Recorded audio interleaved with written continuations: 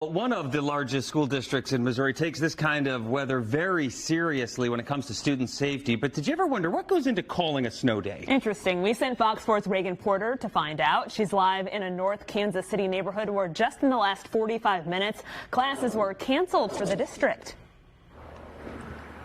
That's right, guys. There are a lot of things the district has to consider before calling that snow day. Two of them being temperature and wind chill the kids face in the early morning hours, either walking to school or waiting at the bus stop. The other requires a more hands-on test by the district. A test that requires no studying, just experience driving in the snow. You're looking to see whether there's, bare pavement or it's rough like it is here. When this kind of weather hits the North Kansas City School District, Mike McQuillan gets moving to see if these buses need to stay parked for a snow day. If my car can do it, I know the school bus can do it. He's one of a handful of people with the district putting roads to the test. If you were in your car, you would never stop before the crest of the hill.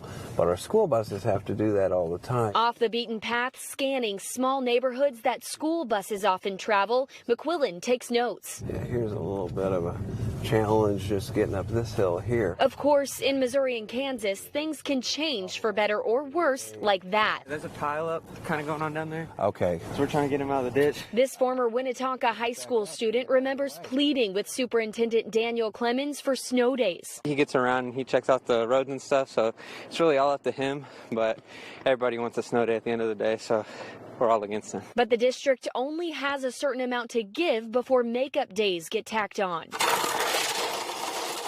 And scraping by is not something Faik Sabla wants for his grandkids. I hope the school's going to be open tomorrow because we don't want to be delayed a lot of times. It's personal for McQuillan, too. He has two grandchildren that make up the 20,000 students in the district. I'm always very concerned about them, like I am every student that we have in our district. It sounds like the students will get their way. As you mentioned, the North Kansas City School District has canceled school for Tuesday.